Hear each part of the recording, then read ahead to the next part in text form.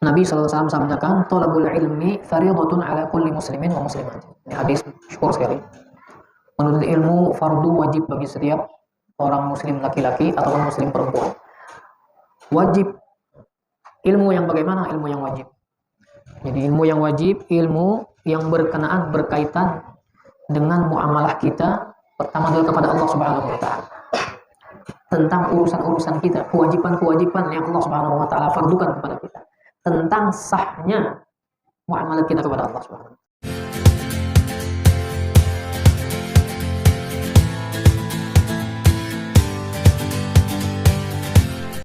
Assalamualaikum warahmatullahi wabarakatuh. Bismillahirrahmanirrahim. Alhamdulillahi rabbil alamin. Wassalatu wassalamu ala asyrafil anbiya'i wal mursalin sayyidina wa nabiyyina Muhammad wa ala alihi wa sahbihi ajma'in. Subhanaka la ilma lana illa ma 'allamtana innaka antal alimul hakim wa la hawla wa la quwwata illa billahil 'aliyyil 'azim. Rabbi shrah li sadri wa yassir li amri wa hlul 'uqdatan min lisani yafqahu qawli.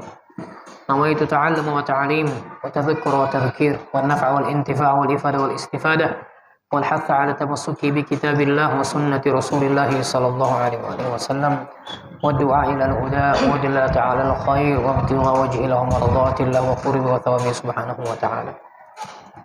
Qala al-mu'allif rahimahullahu ta'ala nafa'ana Allahu bi'ulumihi wa bi'ulumina fid dar wa radhiyallahu anhu.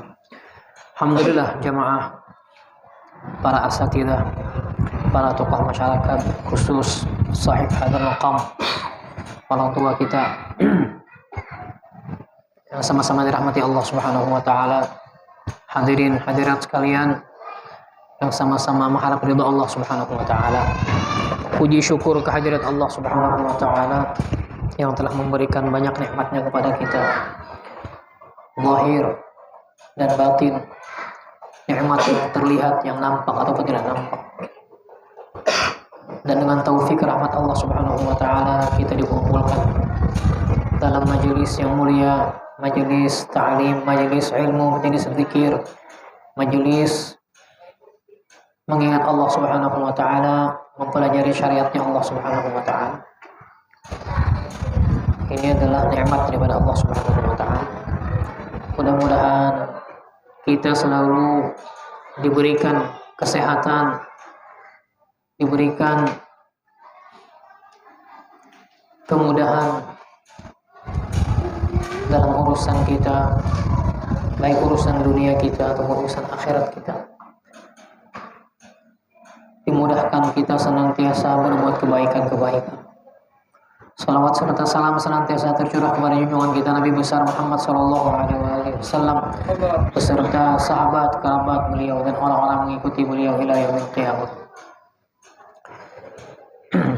Mudah-mudahan dengan berkat Nabi kita Muhammad sallallahu alaihi wasallam kita seberataan diampunkan oleh Allah Subhanahu wa taala, mendapat rahmat Allah Subhanahu wa taala, mendapat syafaat Nabi kita Muhammad sallallahu alaihi wasallam, masuk surga dengan rahmat Allah Subhanahu wa taala bersama baginda Rasulullah sallallahu alaihi wasallam. Amin amin ya rabbal alamin.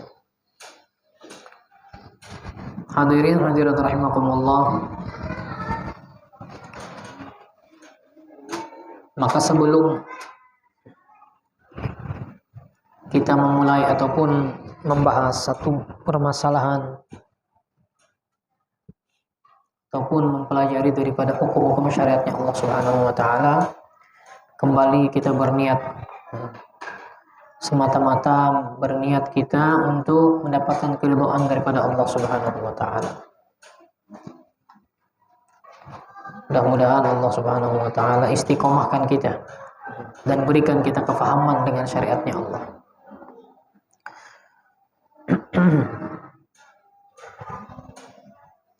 Nabi SAW sabdakan, "Thalabul ilmi fardhatun ala kulli muslimin wa muslimat."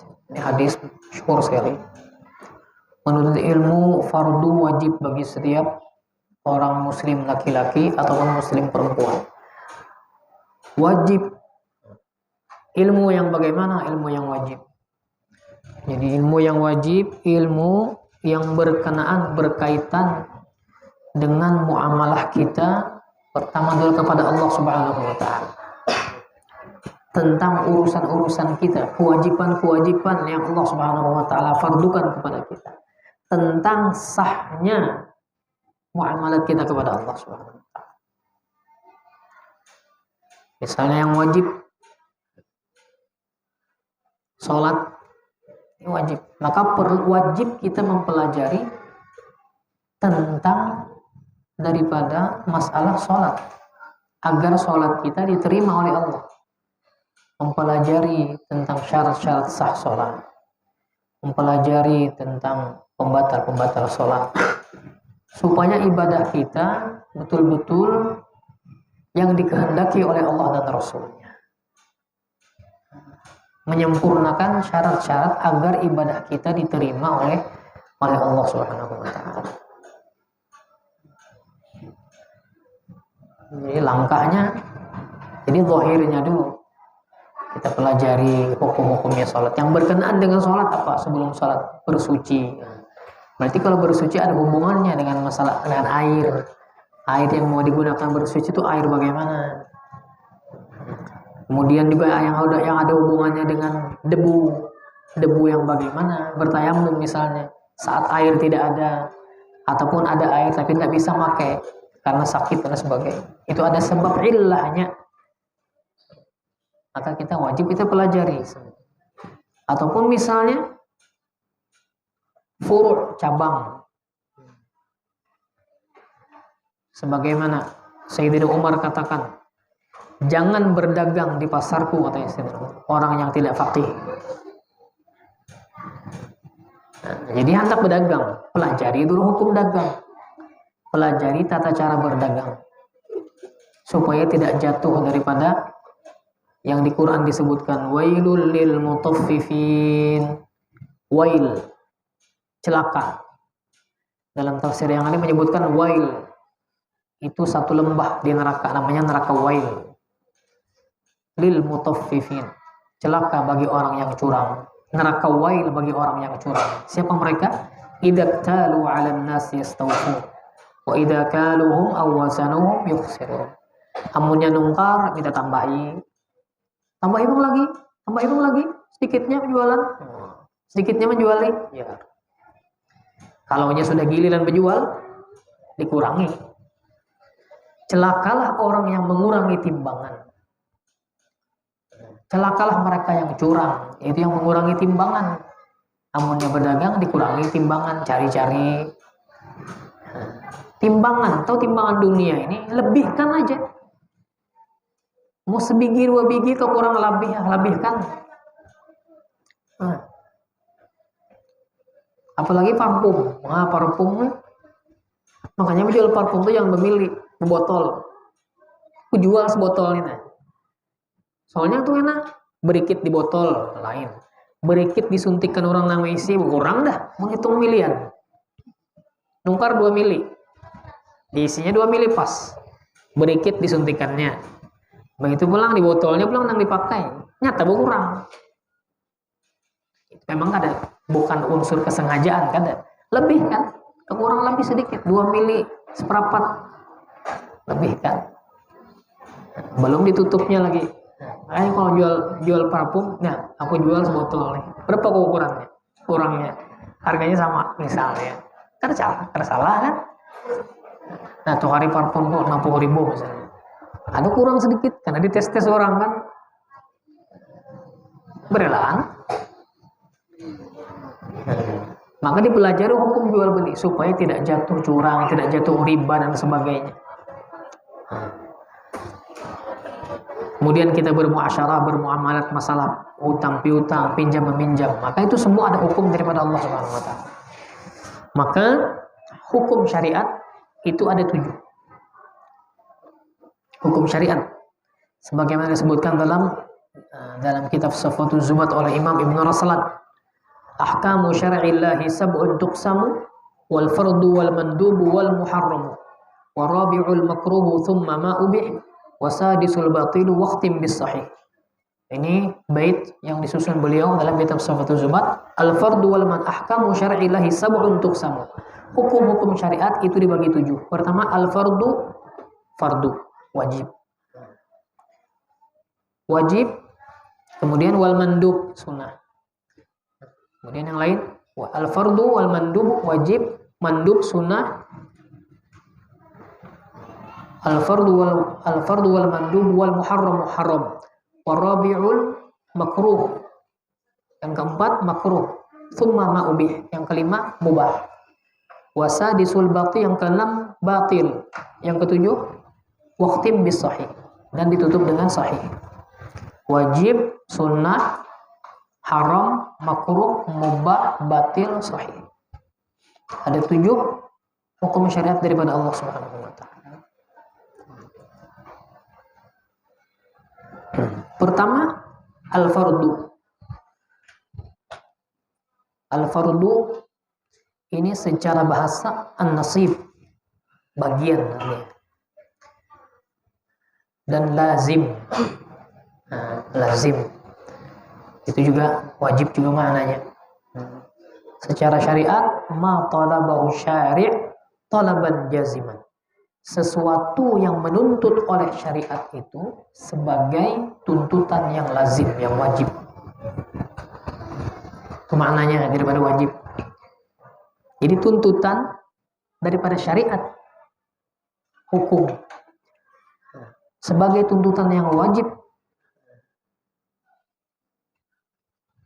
Hukumnya yang kita kenal biasanya yuthabu fa'iluhu wa yu'aqabu tarikuhu. Hukumnya dikerjakan, diberi pahala orang yang mengerjakan, dan wa yu'aqabu tarikuhu, dan berdosa orang yang meninggalkan. Nah, ini secara wajib yang kita ketahui daripada hukum syariat. Ya kan? Dikerjakan berpahala, ditinggalkan berdosa. Nah, ini kita tahu semua wajib. Wa muradifatuhu, adapun samaan daripada wajib fardu itu ada 5, yaitu al-maktub. Al-maktub. Makanya khamsul maktubah ya. Salawatul maktubah. Salawatul maktubah artinya salat yang difardukan, salat yang diwajibkan. Maktubah itu artinya ditulis. Sebagaimana Allah dalam Al-Quran menyebutkan, ya ayyuhalladzina amanu kutiba alaikumus syiyam. Kutiba, wahai orang-orang yang beriman, kutiba. Kataba itu asalnya kata bayak tubuh, itu asal kata menulis. Ya kan? Kata bayak tubuh, menulis. Uktub, tulislah. Maktub, yang ditulis. Kalau diartikan, wahai orang beriman, Allah telah menuliskan puasa bagimu. Artinya kutiba ay furido. Kutiba ay furido. Kutiba maksudnya ay furido, difardukan. Wahai orang-orang yang beriman, difardukan atas kalian berpuasa. Nah, jadi pakai kalimat. Jadi kutiba itu di Quran banyak. Salawat maktubah ya. Itu samaan daripada fardu. Sama artinya, maktubah itu sama. Kemudian al-wal wajib. Nah, itu sama aja, wajib. Wajib, fardu, maktubah. Wajib juga samaan daripada fardu. Kemudian warrukun. Warruknu. Rukun juga termasuk muradif, samaan daripada kata-kata fardu. Wal lazim, dan juga lazim. Lazim juga termasuk samaan daripada kata-kata fardu. Lazim artinya harus, wajib, dikerjakan berpahala, ditinggalkan berdosa.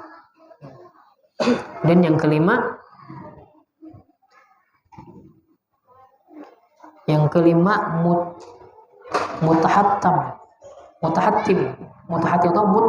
mutahattim itu hatman, ada di Quran, biasanya ada di kitab-kitab hadis. Hatman secara wajib, hatman secara yakin, secara wajib. Ini juga muradif ataupun samaan daripada kata-kata fardu. Jadi 5 samaannya. Jadi dalam masalah fikih kita mazhab Syafi'i, maktub itu sama dengan fardu. Wajib sama dengan fardu. Rukun sama dengan fardu. Rukun sembahyang artinya fardu sembahyang. Wajib sembahyang, wajibnya sembahyang. Lazim itu sama, kecuali dalam masalah haji. Masalah haji ini berbeda. Kalau masalah haji ada wajib haji, ada rukun haji. Berbeda, itu aja masalahnya. Dalam masalah haji, dalam mazhab Syafi'i kita berbeda. Ada rukun haji, ada wajib haji. Beda. Kalau rukun haji, ketinggalan rukun haji, tidak sah haji. Ganti umroh lagi. Ulangi karena haji tahun depan. Banyak ada sah hajinya. Adalah ada sah haji. Ada haji dua laki bini, karena sabar, makanya kada belajar masalah haji. Akhirnya lah dua laki bini karena sabar lagi dah. Pinanya di Madinah tadi berziarah aja lawas pang. Waktu masih di Madinah kan modal di hotel pun sudah masuk haji, belum lagi tahallul tadi berhubungan. Batal haji dah. Ini ada masanya. Babila boleh dukhul, babila boleh berhubungan dengan suami istri waktu haji tersebut. Tentu akan dulu tahallul tadi. Tahallul yang kedua, nah selesai itu ayo ada nak tempur situ. Ya lah, ada masalah lagi deh. Nah itu kalau masalah wajib, rukun beda. Wajib haji bang, kalau wajib haji ketinggalan wajib haji itu ada batal hajinya. Bisa tapi nanti bayar dam. Membayar dia bisa menambal haji tersebut ditambal. Seperti misalnya contoh mabit di Muzdalifah, mabit di Mina. Ini wajib haji. Kemudian lagi ramyul jimar, melempar jamrah, ayam tasyrik. Ya, insyaallah ada semua nanti. Masalah haji dalam mazhab Syafi'i berbeda. Nah, tapi kalau dalam mazhab yang lain, contoh seperti mazhab Abu Hanifah, fardu dengan wajib beda.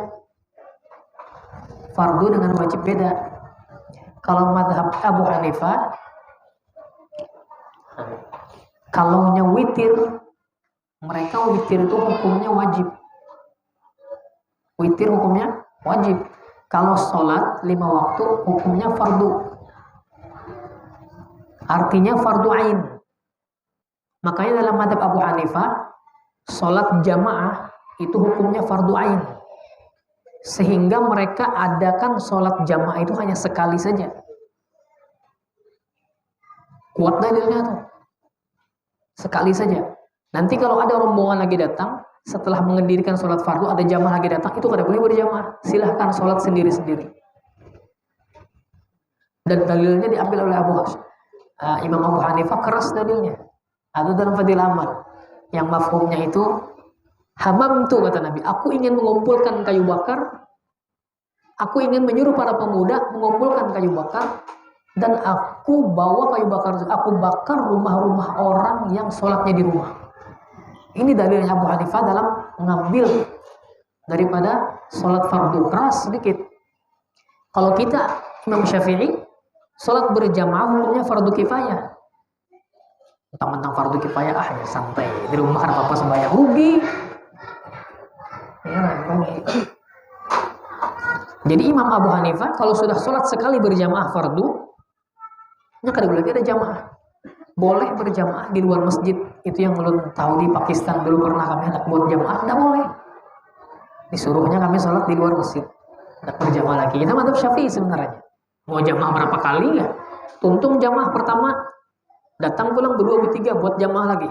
Tuntung itu pulang, datang pulang lagi jamaah lagi sampai berasar jamaah terus tidak masalah. Tapi kalau mazhab Abu Hanifah fardunya, sehingga tidak ada lagi jamaah itu dikerjakan 2 kali, tidak ada jamaah lagi setelah jamaah. Nah itu mazhab Abu Hanifah. Makanya mereka itu mengerjakan sholat fardu diakhirkan waktunya supaya orang dapat daripada sholat fardu semuanya. Makanya kalau di Pakistan, di India yang mazhabnya Abu Hanifah, sholat subuhnya lihat jam berapa? Biru langit dah. Sholat subuh, biru langit. Lihat ya. Pas bebek salam, kelihatan jerawat dah. Peribahasanya itu tarang dah. Itu. Nah, kalau wajib, witir wajib bukannya artinya, karena wajib dengan fardu beda. Makanya witir itu mereka kerjakan habis isya wajib. Makanya habis isya itu mereka sholat witir. Mereka tuh habis isya sholat 2 rakaat. Habis sholat 2 rakaat, perhatikan aja jamaah-jamaah Pakistan, perhatikan habis isya tuh. Dia sholat habis isya tuh 2 rakaat. Kalau orang yang menjaga betul-betul sholatnya, pertama dia sholat ba'da isya 2 rakaat. Kemudian dia 2 rakaat berdiri lagi tuh, 2 rakaat qobliyah witir. Habis itu berdiri lagi 3 rakaat lagi sholat witirnya. Habis itu ba'diyah witir lagi 2 rakaat. Nah, itu sholatnya buatnya. Ba'diyah isya 2 rakaat. Habis itu qobliyah witir. Kadangnya ada pakai qobliyah langsung witir 3 rakaat. Amunnya langsung 3 rakaat setelah 2 rakaat, berarti 2 rakaat itu inya itu sholat qobliyah witir atau ba'diyah isya. Habis 2 rakaat, sholat 3 rakaat, itu witirnya. Habis itu ba'diyah witir lagi 3 rakaat, 2 rakaat. Jadi wajibnya itu ada qobliyah ba'diyahnya juga. Nah, itu mazhab Abu Hanifah. Silahkan kalau anda menuruti. Orang-orang kuat-kuat aja amalan. Ya. Dan istirahat jamaah pun tidak mazhab Abu Hanifah. Yang ada qasar. Sholat qasar 4 rakaat 2 rakaat. Makanya orang-orang jamaah Pakistan, meskipun mereka tuh keluar tempat kita di Indonesia, misalnya keluar di Kaltim, ditentukan sudah di Kaltim 40 hari. Itu kalau dalam mazhab kita Syafi'i, orang yang sudah jelas masanya 40 hari tinggal di suatu tempat, meskipun berpindah-pindah, itu tuh orang diumumkan mukim. Tapi kalau mereka tetap orang musafir. Makanya mereka kada mau disuruh imam. Kalau imam isya sama zuhur asar kada mau, yang 4 rakaat kada mau. Karena kalau mereka imam, mereka qasar.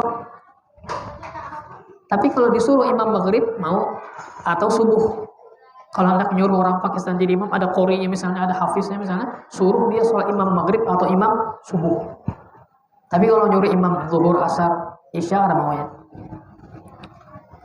Karena mereka kalau orang musafir itu qasar sholatnya. Kalau kita, nah istilahnya qasar, memang dalilnya Al-Quran. Wa idza darabtum fil ardi falaysa 'alaikum junahu an taqsuru minas shalah. Apabila kalian mengadakan suatu perjalanan, fala junaha 'alaikum, maka tidak ada salahnya kalian, tidak berdosa kalian an taqsuru minas shalah, mengqasar, memendekkan.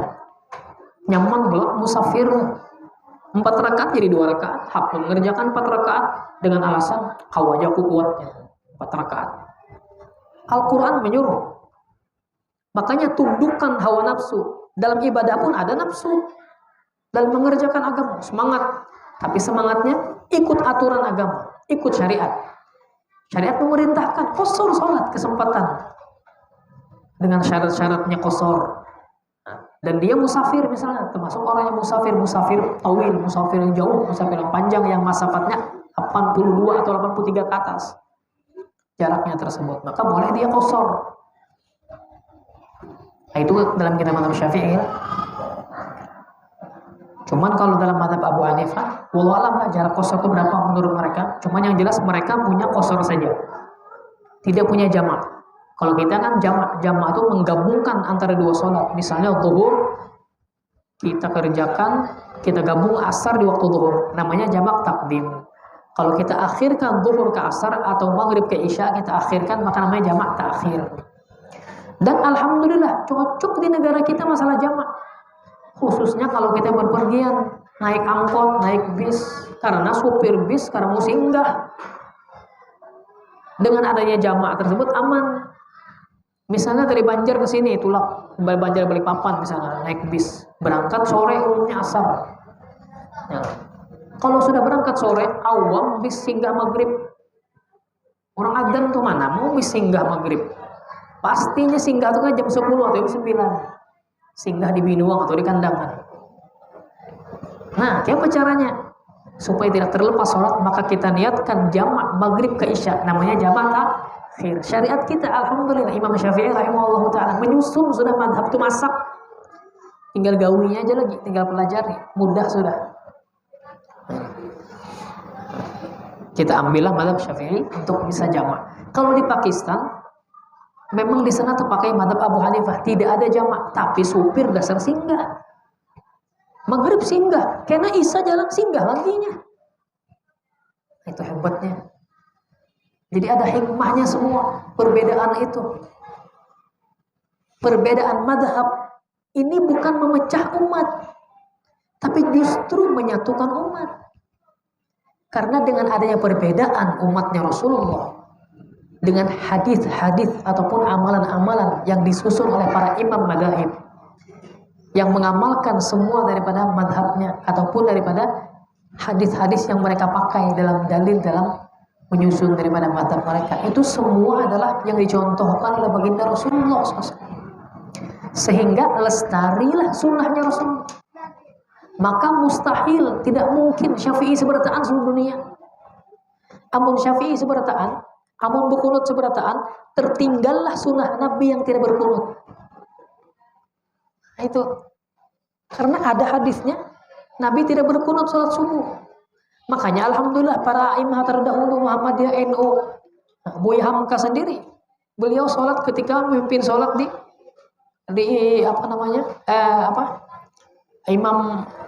Imam Asy'ari ketika beliau mengimami dengan Kiai Ahmad Dahlan, beliau tidak berkunut. Ini mencontohkan kesatuan daripada umat. Semuanya ada sunnah Rasul yang dicontohkan. Tinggal kita yang lagi memakainya. Ya. Jadi khilaf umatnya Rasulullah ini rahmat, lestari sunnah Rasulullah jadinya. Ya. Jadi kada mungkin. Dan Allah tidak ridho kalau dihapuskan. Kita maunya Syafi'inya semua, supaya madhab Syafi'i semua. Timur Tengah ganti Syafi'i. Allah tidak ridho karena ada yang hilang di situ. Ya. Nah, itulah para imam kita disusun. Ini yang wajib, ini menurut beliau sunnah, ini menurut beliau makruh, ini ada yang haram, ada kaul di sini makruh. Sehingga kita ambil, disusun madhab maksudnya apa? Supaya ibadah kita tidak sesuai nafsu kita. Tidak sesuai nafsu kita. Karena ujar Nabi SAW, la yu'minu ahadukum hatta takuna hawahu taba'an lima ji'tu bih.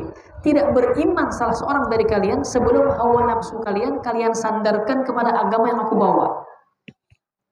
Sandarkan. Keinginan kita memang Masya Allah, semangat kita sembahyang, kuat kita. Waktu kita musafir, perintah Al-Quran menyuruh kita qashar sholat. Thariqah fatwa, thariqah takwa aja, pakai thariqah takwa aja. Orang singgahan mengqashar sholatnya ada zuhur 4 rakaat, asar 4 rakaat, alasannya kuat jago sembahyang kudu sabu qasharan gitu. Di jamak aja cuman kudu sabu qasharan. Kecuali masafat qasharnya kada sampai. Boleh menjamak saja. Asal keluar batas daerah aja, keluar batas Korea, kampung, boleh kita menjamak. Tapi kalau masafatnya belum sampai 82 kilo, jamak saja, tidak boleh kosong. Keinginan nafsu hendak mengerjakan sembahyang, kada mau kosor, padahal dia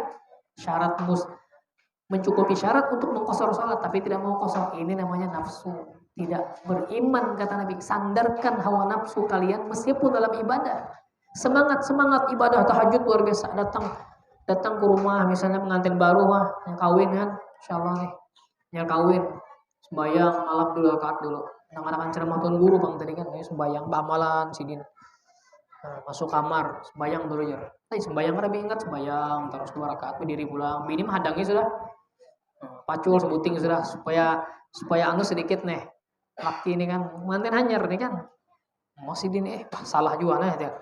Tekawin ini lawan santri nih, tuan guru nih ya, timbul amalan aja ya. Sembahyang bihemat 2 rakaat, sakan bini salam nih langsung lah sekalian nyambung 2 rakaat pulang hadangnya sampai teguring bini. Ibadah kepada Allah. Padahal ada ibadah yang lebih afdal lagi. Nah, itu bang, ya kan, pengantin hanyar. Sembahyang 2 rakaat cukup, mas sembahyang 2 rakaat. Japai ubun-ubun bini. Nah, baca lagi doanya, hafal ya berarti anda. Yang ada hafal mudzakarah ya. Jangan berdoa, ya kan? Berdoa anak di ibadah nang sebuting tuh. Jangan asal apa namanya? Apa juga kasak kusuk. Asal terjang aja. Kada berdoaan lagi dah. Yalah. Doa dulu sembahyang 2 rakaat. Ini pengantin baru, pengantin lawas ini bisa coba anak sembahyang ya. Baru pengantin lawas ini kadang ada sembahyang lagi biasanya. Ya sudah hendak ya sudah. Ya paling kada berzikir doa, baca doanya Allah majani minasyaiton wa janibi syaiton ma razaqtana. Paling kada itu doanya. Paling kada bismillah. Nah, bismillah. Gitu. Ini bismillahnya kan habis, bisnya, bebisnya aja. Liwar. Nah, itu fardu tadi lah. Nah. Kemudian yang kedua al-fardu wal mandub. Yang kedua mandub. Hukum syariat. Yang kedua sunnah. Ya, yang kita kenal dengan sunnah. Nah, sunnah ini kalau masalah pemahaman ya. Jadi sebenarnya sunnah ini adalah secara bahasa thariqah. Thariqah. Sannan Nabi SAW. Mensunnahkan. Mencontohkan. Artinya thariqah jalan. Menjalankan Nabi SAW. Cuman kadang kita memahami sunnah, kita masukkan dengan hukum syariat. Memang arti sunnah itu kalau secara syariat ma talabahu syari' talaban ghayra jazimin. Sesuatu yang menuntut oleh syariat akan tuntutan yang tidak lazim. Maksudnya tidak hazim itu maksudnya tidak jazim itu artinya tidak harus.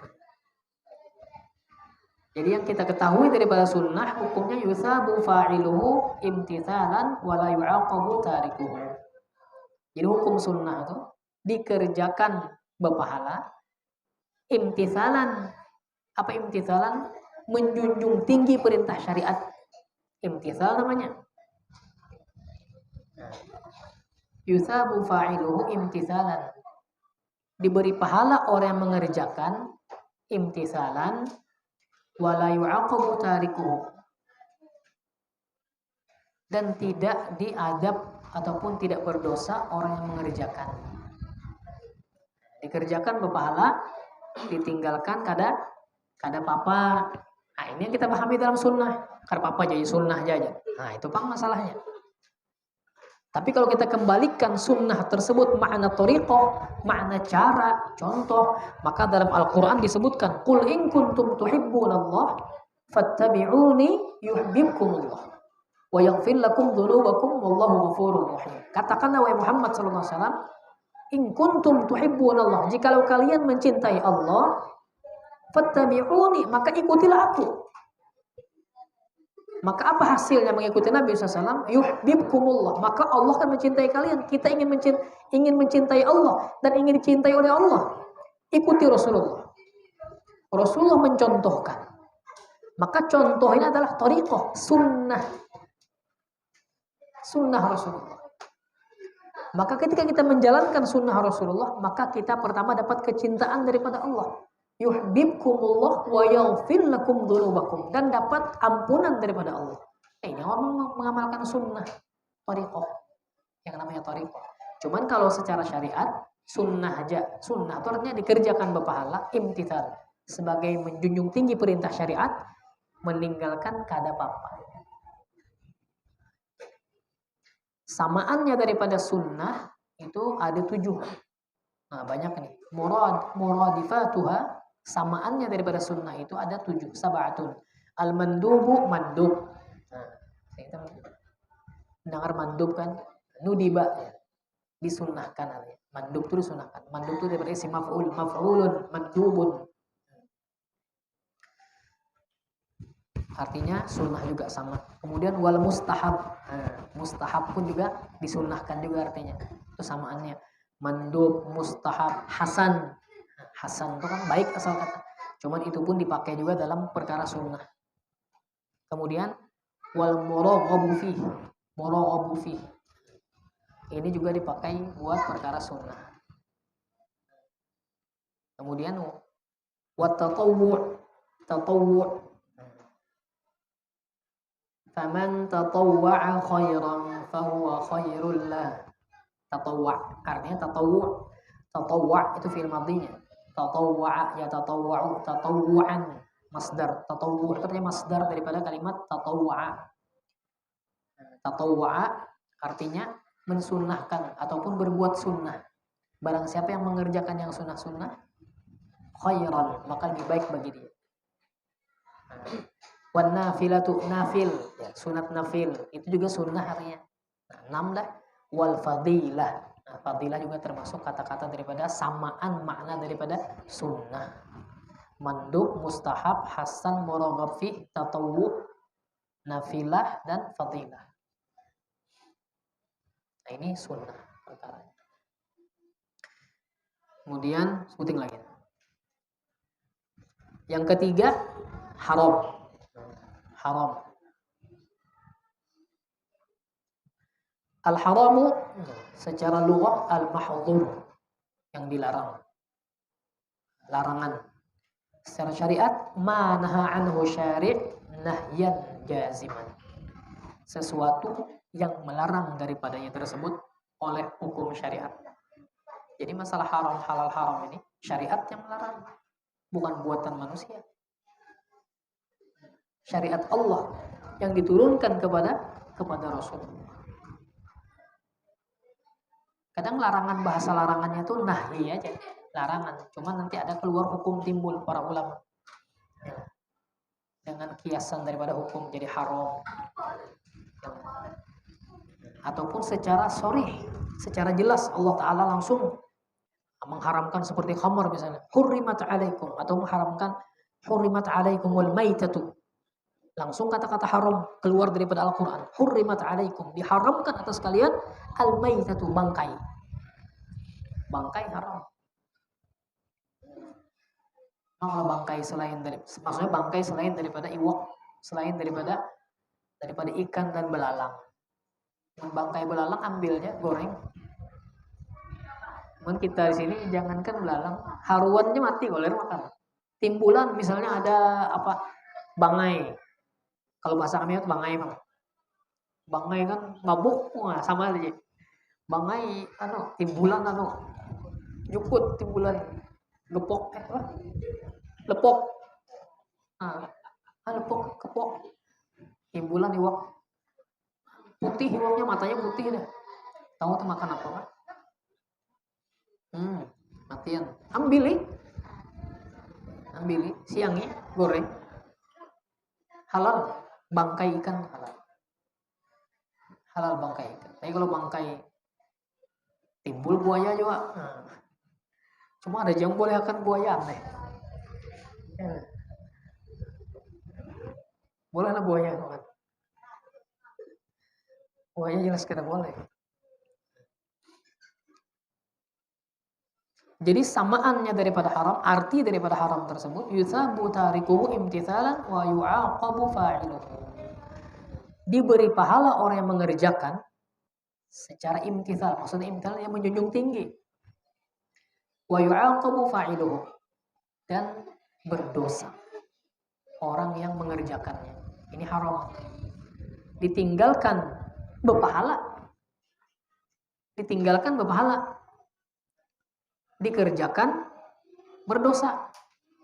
Maksudnya ditinggalkan berpahala, apakah meninggalkan itu saja berpahala terus? Misalnya contoh, gosok. Tolong gosok. Gosok itu artinya memakai barang orang lain tanpa izin, itu gosok. Lain mengambil maling, parah lagi itu jelas haramnya dah. Memakai barang orang lain tanpa izin. Dan tidak tahu orang tersebut ridho apa kata.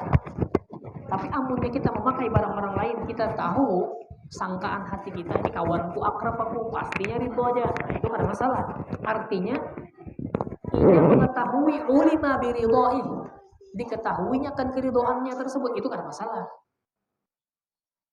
Inilah kopiah kawan bandak pakainya kan, Tapi mun nya tahu si fulan teh make ridho aja nya tahu aja nya lapo.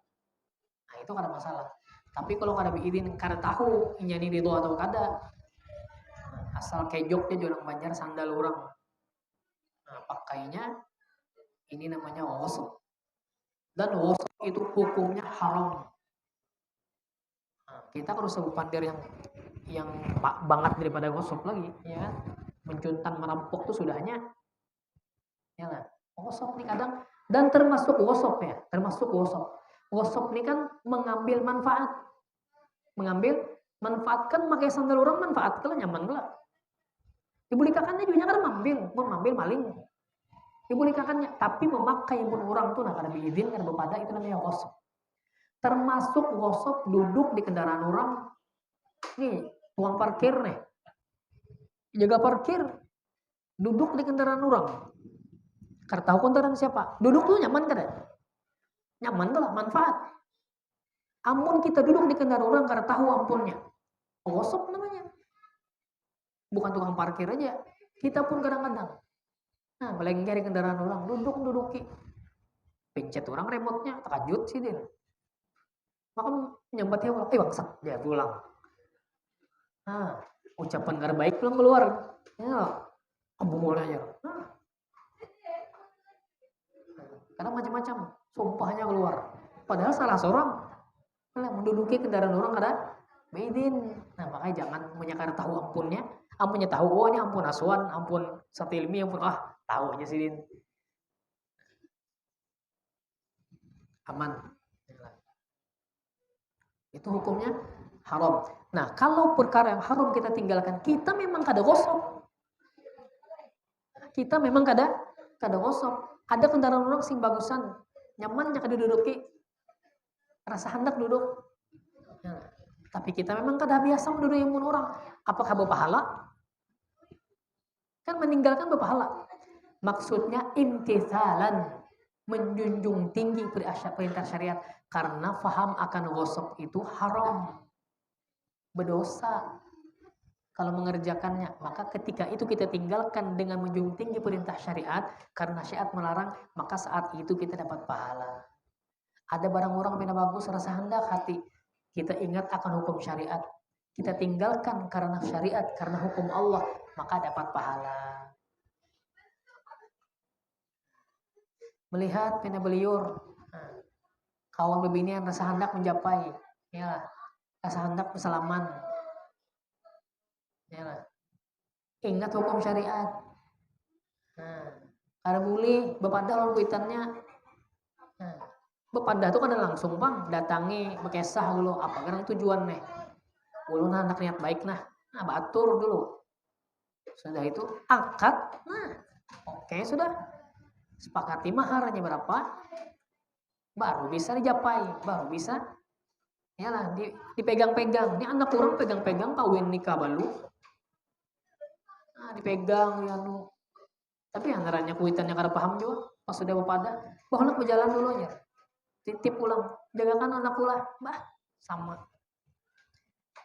Kita jagakan anaknya, karena dijaganya itu bukan menjaga namanya, membiarkan anak tadi maksiat. Itu dosanya mengalir dengan orang tuanya. Salah menitipkan anak. Anak dijaga. Anak perempuan dijaga. Anak laki-laki dijaga. Kadang wah ini lain samanya. Ceweknya yang datangi ngambil. Nah, nyaman dah akses medsos via ini kan. Janjian dulu. Ya, kadang kayak bahari kan surat-suratan. Karena main lagi surat dah. Chat aja main lah ini kan. Kita jaga hukum syariat, kita tinggalkan saat misalnya ada ajakan tadi. Cewek binian bungas mana belum? Kawan nah, tumben-tumben ini membawai. Ya lah. Tapi dengan hukum syariat tadi, kita tahu akan imtithal. Imtithal, apa namanya? Azan subuh, azan tahajud nih. Nah, karena pas aman ya. Jadi kan kita tinggalkan, kita tahu bahwa syariat melarang, maka dengan kita meninggalkan tersebut kita mendapatkan pahala daripada Allah Subhanahu wa taala. Nah, itu maksudnya ditinggalkan tadi. Dan berdosa kalau mengerjakan. Dan samaannya daripada haram tadi itu ada 6. Al-mahdhur 1, wal mamnu'. Mamnu' dilarang juga artinya. Orang Arab banyak menggunakan kata mamnu'. Mamnu' dukhul, dilarang masuk. Selain petugas, ya kan? Mamnu' bid-dukhul, dilarang masuk. Wadzam, dzam itu kata dosa. Wadzam itu juga samaan daripada haram. Wal maksiyah, maksiat juga samaan daripada haram juga. Kemudian wal mazjuru anhu, mazjur, zajr itu juga termasuk haram juga. Wal mutawa'adu alaih, nah, ini kata-katanya yang samaannya, cuma kadang kita perhatikan. Mutawa'adu alaih artinya dijanjikan. Apa dijanjikan? Neraka, makanya alaihnya ada min, ada alaih, ada laka, ada alaika. Nah, itu bahasa Arab tuh. Ada laka, ada alaika. Kalau kita berdoa, misalnya minta doa dengan orang Arab, ud'u li, doakan aku. Nah, jadi pakai kata-kata li, ud'u li. Ud'u li, jangan, karena alaih itu kan atas, alayya kan, alaih itu atasku artinya. Alayya itu atasku. Kadang orang Indonesia minta sama orang Arab, bagus maksudnya itu doakan aku, cuman dia pakai bahasa Arab ud'u alayya. Ud'u alayya artinya alayya tuh memang atasku, tapi itu minta adab.